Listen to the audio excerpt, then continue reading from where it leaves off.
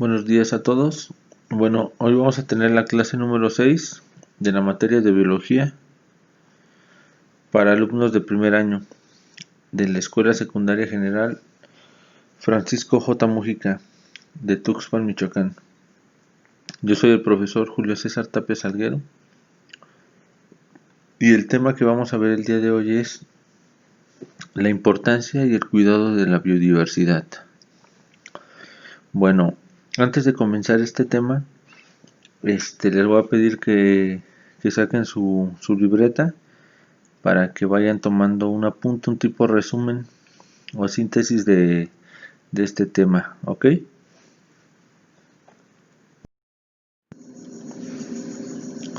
Bueno, primero, ¿qué es la biodiversidad?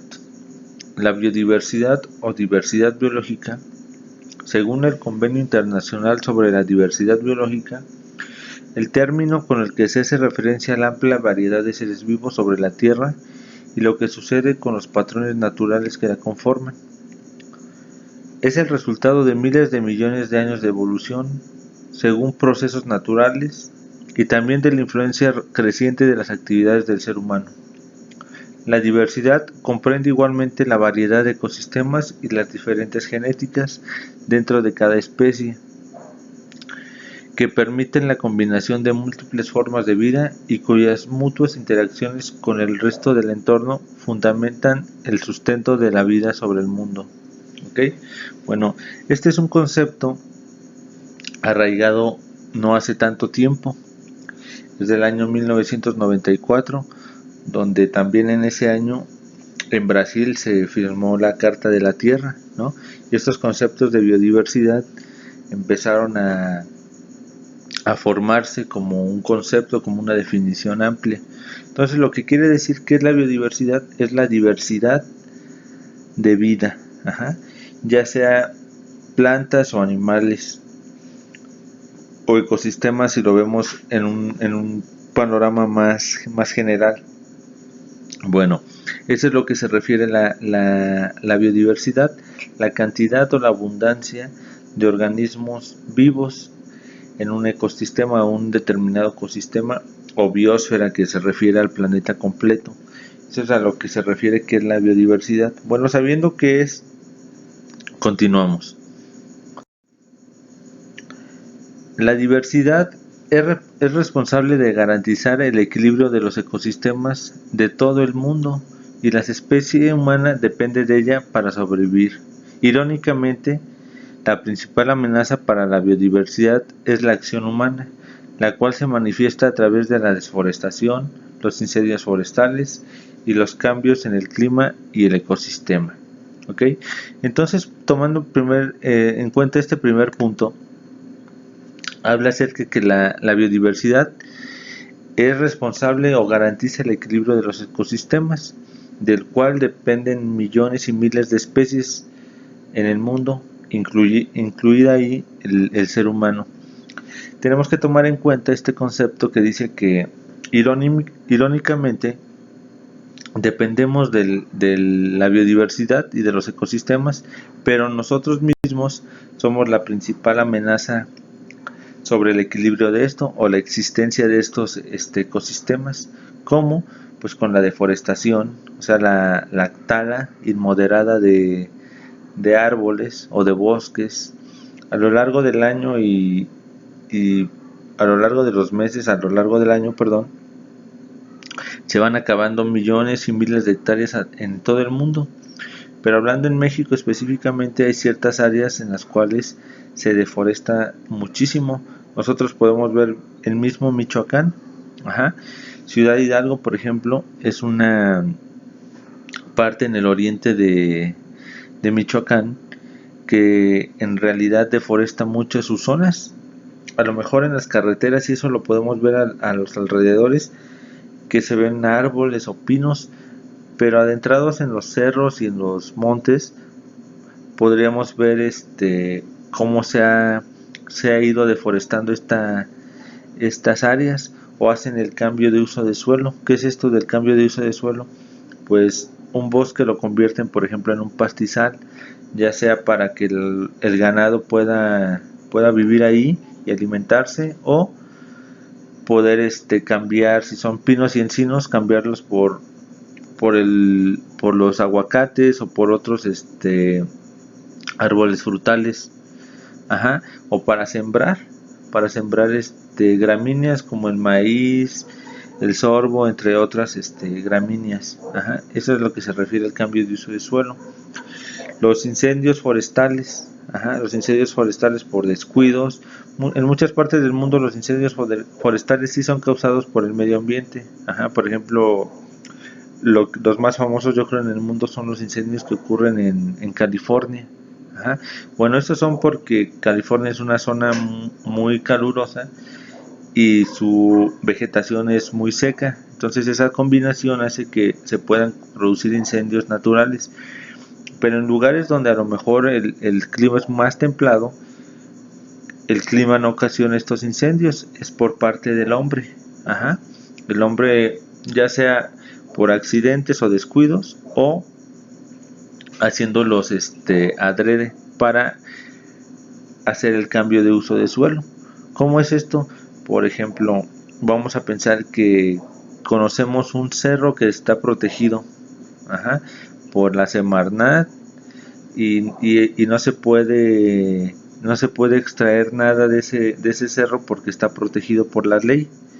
Pero porque a lo mejor habita un animal ahí que es endémico, que es propio de ese cerro, como la mariposa monarca, por ejemplo. La zona de la mariposa monarca, la biosfera de la mariposa monarca está protegida. Ajá.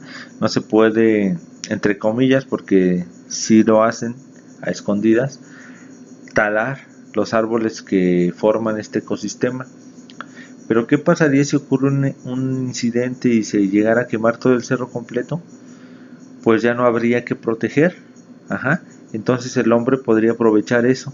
Y eso es una de las estrategias que hacen en muchas partes del mundo, en que incendian ciertos lugares que están protegidos por la ley, para que se muera toda la vida en esa zona de ahí, y entonces ahora sí poder aprovechar esta tierra para sembrar, para construir, para lo que se les antoje. Es como lo hacen, con incendios ocasionados. Entonces el hombre también ocasiona el cambio del clima, ajá, o lo acelera, este concepto llamado calentamiento global o efecto invernadero, ajá, el cual es natural a lo largo de millones y millones de años. Ajá. La Tierra ha tenido varias etapas donde su clima ha cambiado naturalmente. Ajá. Hemos tenido 2 eras de hielo. Entonces el cambio climático es natural, pero el hombre no es que lo propicie, más bien lo acelera. Ajá. Y acelerar este cambio hace que las especies no se adapten adecuadamente y no permitan la evolución. Entonces corren un gran riesgo muchas especies de desaparecer por completo. ¿Ok? El siguiente punto dice: el daño causado a la biodiversidad afecta no solo a las especies que habitan en un lugar determinado, sino que perjudican la red de relaciones entre las especies y el medio ambiente en el que viven. Debido a la deforestación y a los incendios, como habíamos dicho, muchas especies se han extinguido antes de que pudieran ser estudiadas o antes de que se tomara alguna medida para tratar de preservarlas. ¿Okay?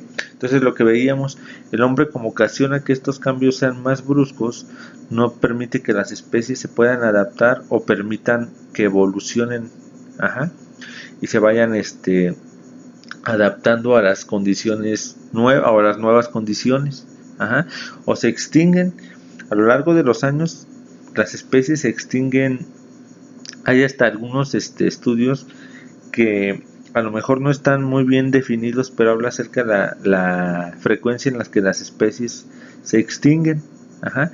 Y es muy rápido o es muy común que se extingan, pero también tienen que estar apareciendo especies nuevas. Ajá. Y el problema es que se extinguen especies, pero no aparecen especies nuevas que tomen estos lugares de estas. Entonces quedan muchos huecos, y como todo está interconectado, las especies ocupamos del medio ambiente, del clima, ocupamos de un espacio que pueden ser los ecosistemas, ocupamos de otras especies para alimentarnos, ajá, Entonces todos estamos interconectados. A veces pensamos que esta interconexión no afecta. Por ejemplo, cuando fue el incendio del Amazonas, a lo mejor podríamos decir, bueno, ¿dónde está el Amazonas? Bueno, está en Sudamérica, no está nada más en Brasil.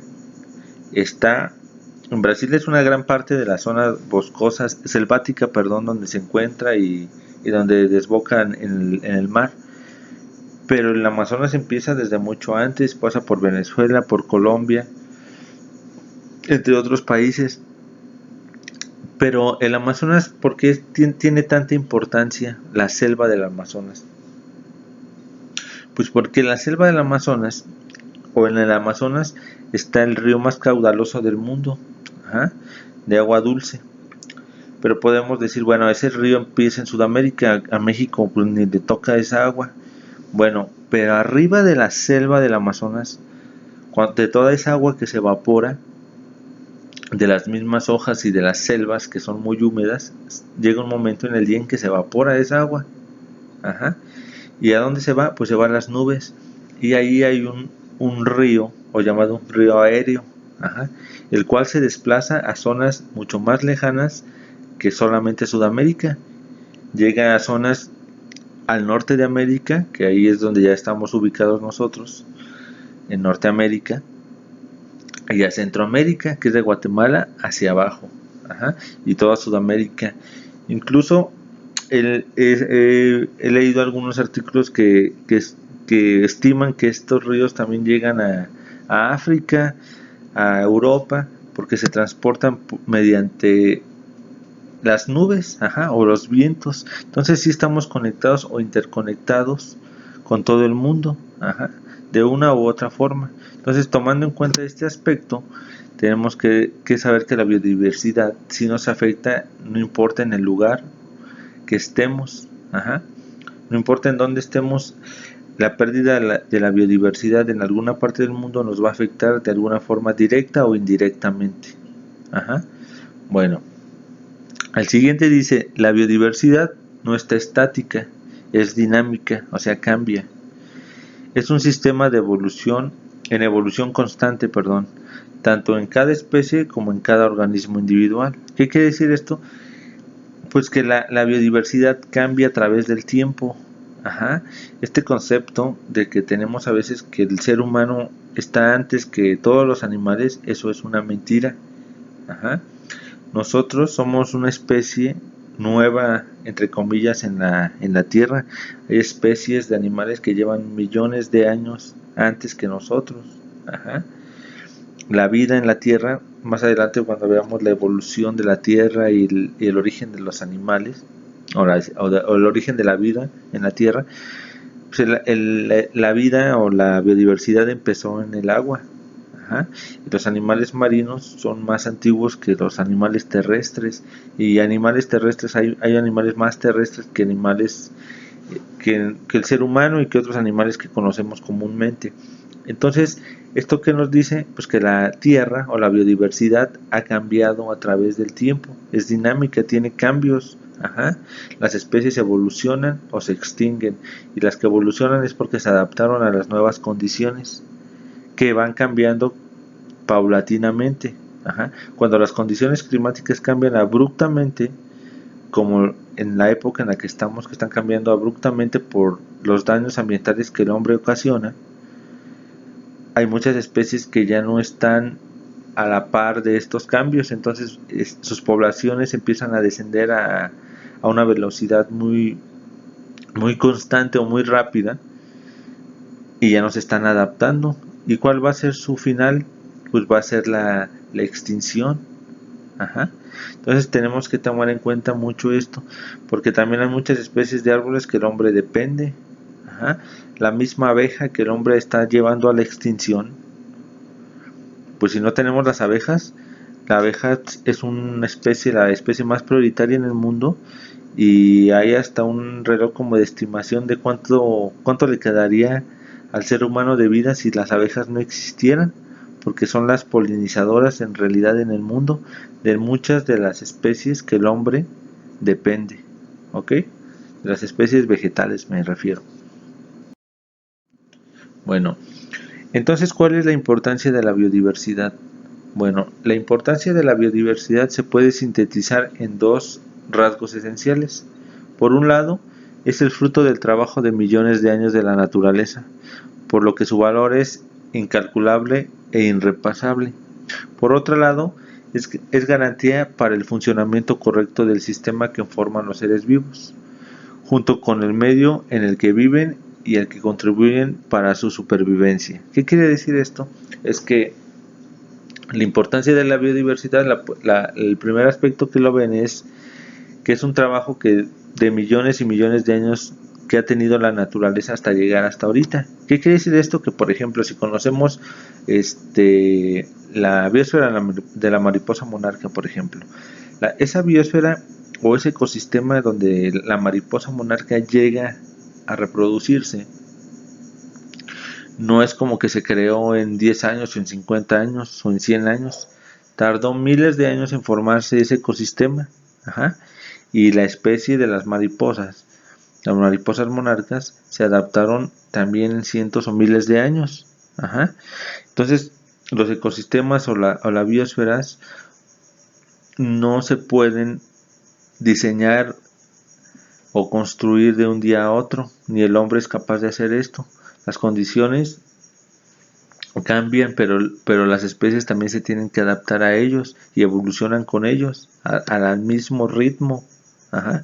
Hay especies que también son muy curiosas porque su clima o su biosfera o su ecosistema cambió radicalmente y ellas siguen llegando a estos hábitats o ecosistemas con los cuales ya no están muy adaptados.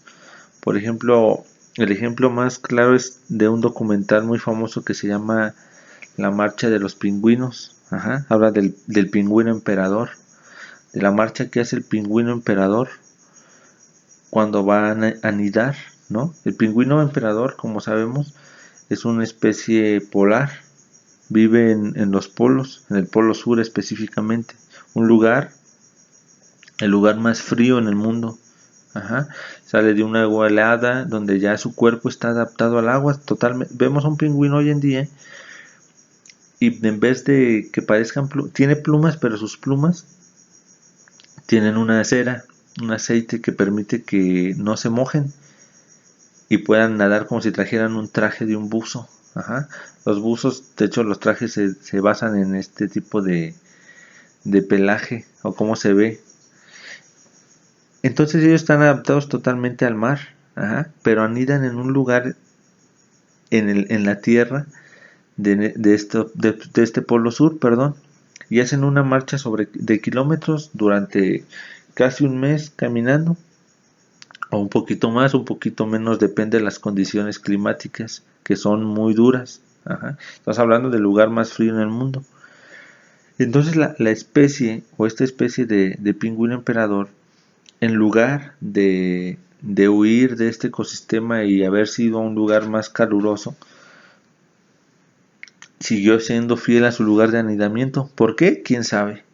Ajá. No se sabe por qué sigue haciendo esta anidación tan profusa o tan difícil cuando se adentra al continente o a la Antártida, ajá, a anidar. Pero lo sigue haciendo. Y cuando vean, si pueden ver este documental, pueden ver su marcha, así se llama la marcha de los pingüinos. Y podemos ver que este pingüino ya no está adaptado para caminar.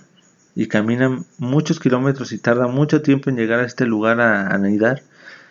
Llega ahí porque es el lugar donde él mismo nació, por eso conoce el camino. Ajá. Entonces esta especie podemos ver la importancia que tiene este ecosistema. A lo mejor podemos decir que es un ecosistema muy árido, el de la Antártida, pero más sin en cambio es fundamental para la existencia de muchas especies en el mundo, porque los polos contienen la mayor cantidad de agua dulce en el mundo. El cambio climático está empeorando eso cada vez más. Se pierden cantidades diarias, mensuales y anuales de cantidades de hielo que se va al mar. Ajá. Y este hielo, cuando se derrite y se va al mar, se convierte, se mezcla con el agua salada y ya no se puede recuperar. Ajá. Entonces son como unas reservas de agua y ahí es donde viven también los pingüinos y otras especies árticas. ¿Ok? La siguiente dice, de esta forma podemos afirmar que la biodiversidad no solo es significativa para los seres humanos, sino que es esencial para la vida del planeta, por lo que debemos tratar de preservarla.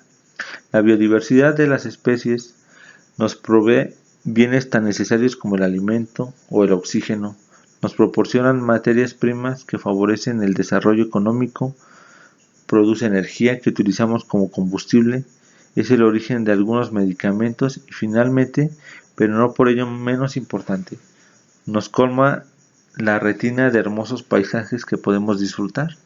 Entonces la otra importancia de la biodiversidad es todos los beneficios o usos que nosotros obtenemos de ella.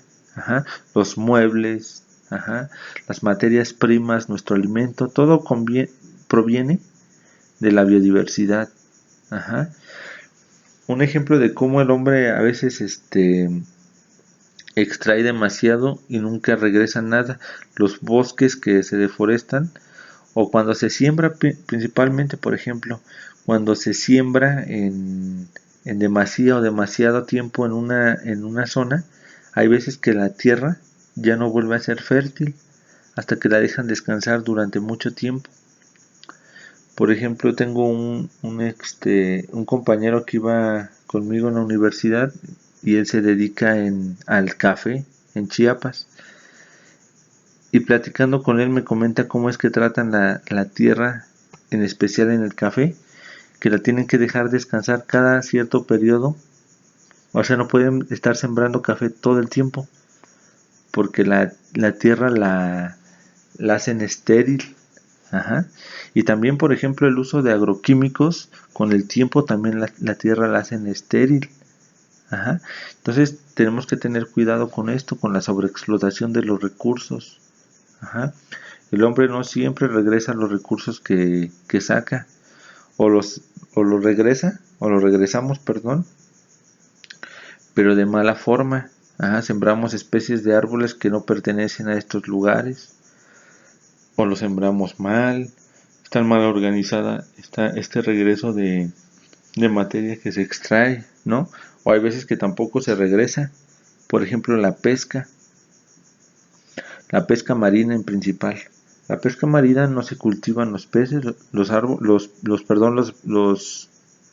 buques o los barcos enormes que pescan el atún o la sardina, etcétera, etcétera, de animales marinos, solamente van a una zona donde saben que hay estos bancos de peces y avientan redes enormes y pescan, pero no se preocupan por qué es lo que pasa con el ecosistema. Si sacan miles de toneladas, qué es lo que pasa con los otros animales que se alimentan de ellos, y con estos mismos que extraemos, qué es lo que pasa si no ayudamos a su reproducción. Pues no podemos estar saque. Y eso es lo que pasa con el atún, por ejemplo. El atún es una especie que a veces la menospreciamos porque las vemos en las latas y decimos, no nos gustan tanto el atún, ¿no? Pero es una especie que está en peligro de extinción porque el hombre la ha explotado, la ha sobreexplotado demasiado. Entonces va a llegar el momento en que pues, las latas de atún van a estar muy caras o ya no va a haber, ¿no? O no va a ser atún lo que nos están dando en las latas. Ajá, porque se ha explotado demasiado estas especies. ¿Okay? Entonces tenemos que tomar en cuenta esto, la sobreexplotación que se tiene, la importancia que tiene la biodiversidad es que nos brinda todas las materias primas que ocupamos para sobrevivir. Bueno, dice, México junto con China, la India, Colombia y Perú, aquí falta Brasil, no está mencionado, se encuentra entre los 5 países llamados megadiversos, los cuales en conjunto albergan entre 60 y 70% de la diversidad biológica conocida en el planeta. Imagínense esta cifra, entre estos países juntan entre el 60 y el 70% de la diversidad biológica en el mundo. Es muchísimo. Ajá. En México es un país megadiverso porque se encuentran todos los ecosistemas que existen en el mundo. Hay una parte en México que tiene un ecosistema que el que me digan lo tiene. Ajá. Ya sea en menor cantidad o en mayor cantidad, pero lo tiene. Tenemos desiertos, tenemos bosques, tenemos selvas, tenemos sabanas, tenemos tundras, tenemos todos los ecosistemas que existen. Claro, México es un país muy grande, por ende tiene estos ecosistemas, pero también tiene que ver la ubicación en la que está. Ajá. Tenemos dos mares que alimentan las costas, el Golfo de México y el Océano Pacífico. Perdón, el Atlántico, perdón, el Pacífico está en el otro extremo. Entonces tenemos dos mares que alimentan las costas también, eso tiene que ver en la posición geográfica en la que está México, ¿ok? Pero es muy grande la biodiversidad que se tiene. México es el primer país o el número uno con más biodiversidad de reptiles en el mundo. No hay ningún otro lugar en el mundo que haya más diversidad de reptiles en el mundo. Tiene una de las selvas más importantes y de las cuales incluso ha sobrevivido a glaciaciones, como es la selva Lacandón en Chiapas. Ajá. Entonces es una gran importancia la que se tiene. En México se encuentran representados 12% de la diversidad terrestre del planeta. Eso es muchísimo, 12% de la diversidad terrestre en el planeta que solamente está en México. Es demasiado, somos un país megadiverso y muy rico en la biodiversidad. Pero también lamentablemente somos el país que tiene más deforestación o de los que tienen más deforestación en el mundo y el cual se extraen más recursos. Por tener más recursos se extraen más recursos. Es una responsabilidad muy grande y por la cual esa responsabilidad en vez de respetarla se han beneficiado al explotar o sobreexplotar todos los recursos, ya sean vegetales como los árboles o la madera, o como de los animales o de las áreas. Ajá. Porque también esta no la mencionamos anteriormente, pero muchas veces se deforesta para tener asentamientos, ajá, del ser humano. O sea, se hacen las ciudades, se empiezan a comer los pueblitos mismos empiezan a comer lugares que antes eran ecosistemas, ¿no? Cuando empiezan a crecer mucho estas manchas de ciudades empiezan a extender. Prácticamente todos los tipos de vegetación terrestre conocida se encuentran y representadas en el país, y además algunos ecosistemas como los humedales de Cuatro Ciénegas, Coahuila, solo se encuentran en México. Ajá. O sea, hay ecosistemas que solamente existen en México. También hay especies que solamente existen en México. Por ejemplo, el ajolote, no sé si lo conozcan. Ajá. El más conocido es el de Xochimilco. Ajá. Pero en Michoacán tenemos 3 especies de ajolotes. Sus nombres científicos son ambistomas. Está el de Pátzcuaro, el lago de Pátzcuaro. Está uno que está en la zona del Rosario, en esta zona de la mariposa monarca, y también se encuentra uno. Está uno en Zacapu. Ajá. Entonces estos ajolotes se encuentran ahí, son endémicos de México, y podremos decir que cada uno es endémico de su río, su lugar donde está. Ajá. El que vive en Pátzcuaro no se puede encontrar en ninguna parte del mundo, solamente ahí. Evolucionó para ese lago. Ajá. El pez blanco, por ejemplo, de Pátzcuaro también es una especie endémica. Endémica significa que solamente existen en ciertos lugares en el mundo, o en un lugar en el mundo nada más. Ajá. Entonces tenemos una gran variedad de ecosistemas que solamente existen en México, por lo cual México es un país muy visitado por los turistas. Si nos damos cuenta, es muy turístico México por eso, por la gran biodiversidad que tiene o la diversidad de ecosistemas. Entonces, por ende, eso es una gran responsabilidad que tenemos. Bueno, ¿cuáles son las medidas para cuidar la biodiversidad? Porque como vimos es un país megadiverso México y debemos de tener medidas para cuidar la biodiversidad, pero ¿cuáles son estas medidas a seguir? Bueno, la primera dice, cuando vayas a un espacio protegido, debes informarte bien sobre las actividades que están o no permitidas. Por ejemplo, en muchos lugares protegidos no está permitida la acampada libre. Ajá. ¿Qué quiere decir esto? Que cuando vayamos a un lugar, a un bosque, a una selva, no sé, a donde vayan, tenemos que saber si hay reglas o medidas que se tienen que tener. Ajá. Por ejemplo, la mariposa monarca. La reitero mucho con la mariposa monarca porque es un santuario que está a nuestro alcance, está muy cerca. Ajá. Y es una reserva protegida y una de las más famosas en el mundo. Entonces, cuando vayamos ahí, pues tenemos que ver que hay reglas, ¿no? Ya es muy común que vayamos y nos dicen que sí tienen reglas el santuario de las mariposas monarcas, ¿no? Pero tenemos que seguir estas medidas. Pero si no hay y vamos a un lugar, debemos de saber si está permitido hacer una fogata, usar ciertos formas de realizar nuestros alimentos, o si nos podemos meter a un río a nadar o no, porque lo podemos contaminar, qué tipo de cosas sí debemos de hacer para no afectar nuestra estancia en este lugar. La segunda dice, cuando salgas al campo nunca molestes a los animales, intenta no hacer mucho ruido ya que les creas mucho estrés.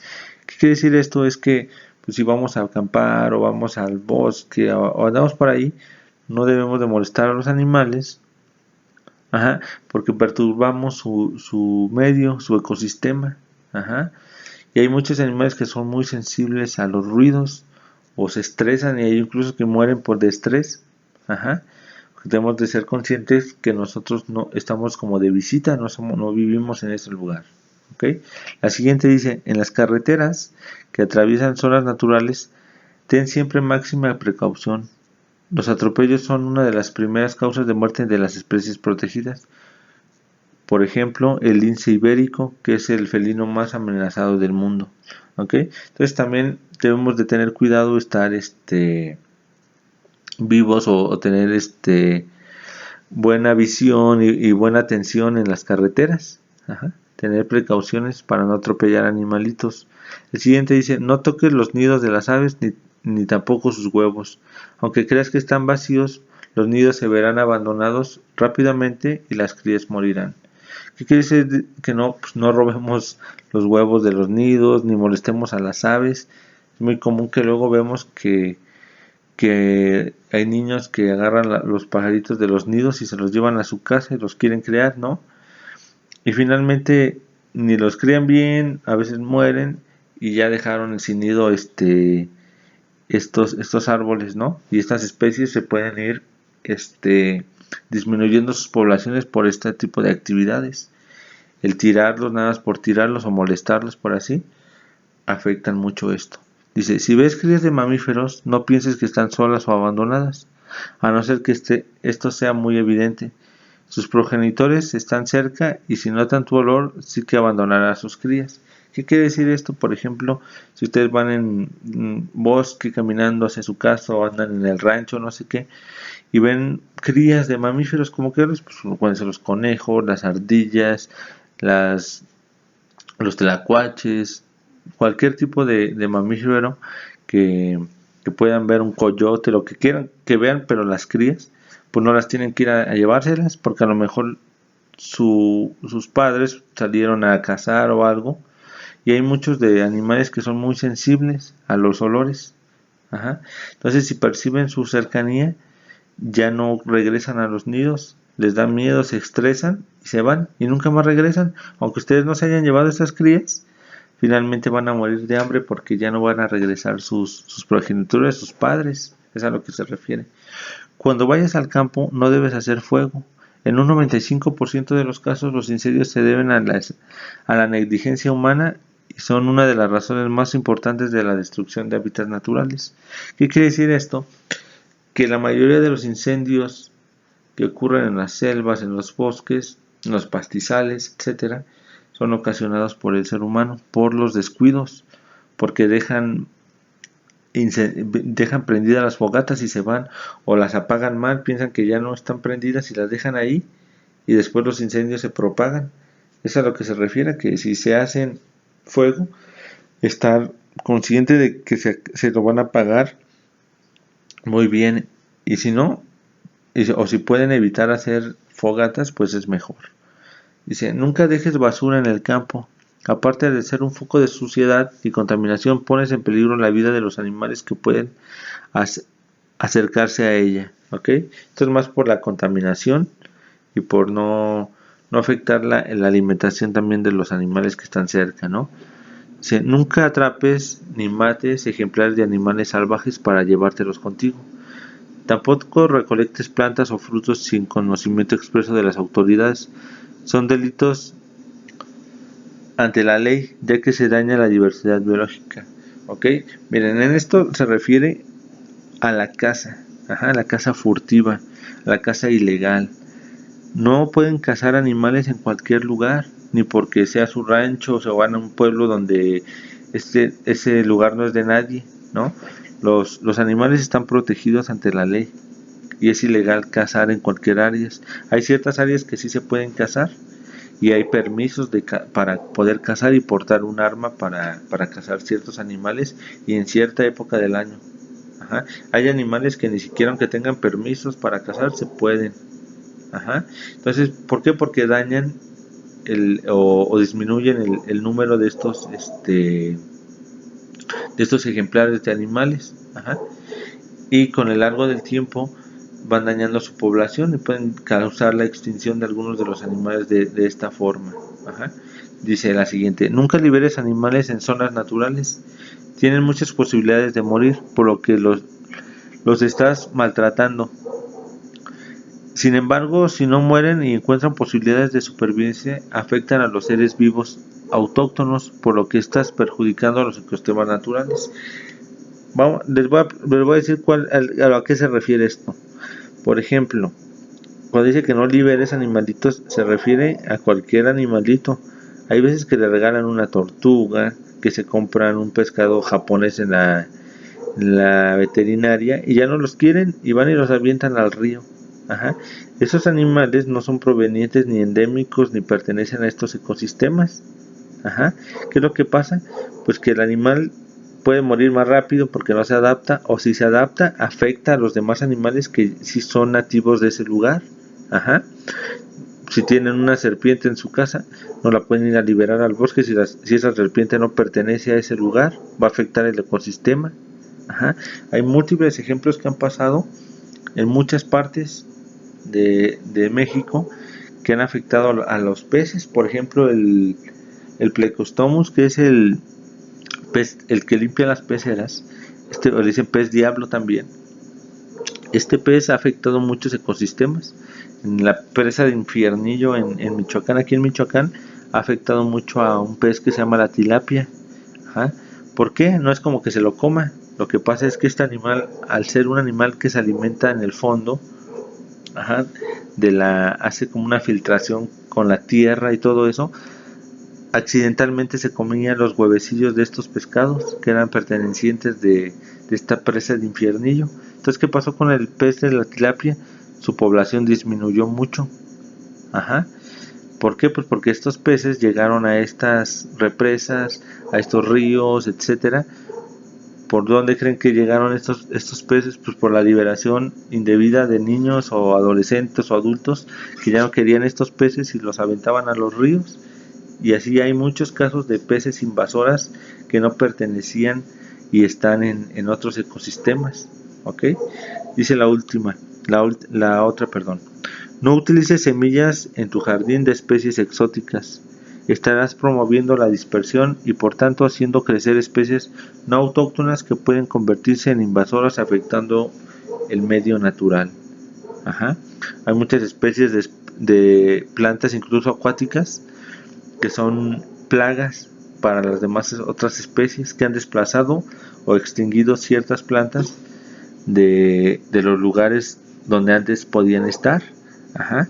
Muchos plantas ornamentales que eran como para decorar albercas o fuentes.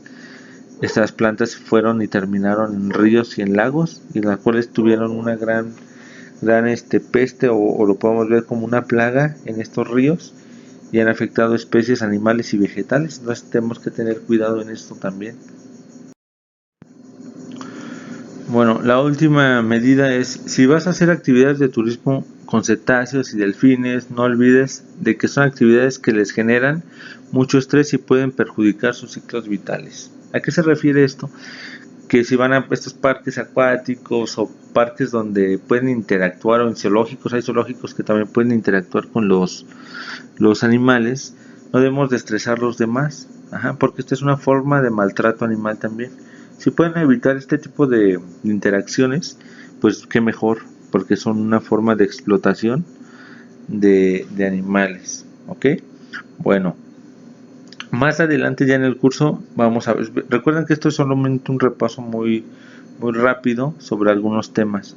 Ya más adelante, que empezamos en la cuarta semana, los temas en concreto, cuando nos toque ver el tema de la biodiversidad y todos los conceptos más profundos, que son cómo cuidarla, cómo es que se forma se forman o se estructuran los ecosistemas. Vamos a verlo más a profundo, qué tipo de especies habitan en México y en el mundo. Vamos a ver cuáles son las especies prioritarias, pero eso lo vamos a ver más adelante, ¿ok? Bueno, la tarea que me van a hacer, que esta tarea que les estoy dejando va a ser a la carpeta de evidencias. La tarea me van a hacer una lista, o me van a investigar una lista de especies animales que solamente existen en México. ¿De cuántos animales va a ser esta lista? Pues háganme 7 animales me investiguen 7 animales que solamente existen en México. Me van a poner el nombre del animal. Si lo encuentran, me ponen el nombre científico del animal. Si pueden, me ponen la imagen. Si no, me ponen el dibujo. Lo tratan de dibujar lo mejor que puedan. De 7 animales que solamente existen en México, ¿ok? Y en otra listita me van a poner 5 especies de plantas que solamente existen en México. También me ponen su nombre común.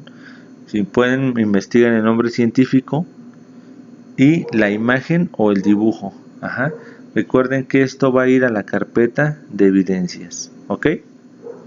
Muy bien.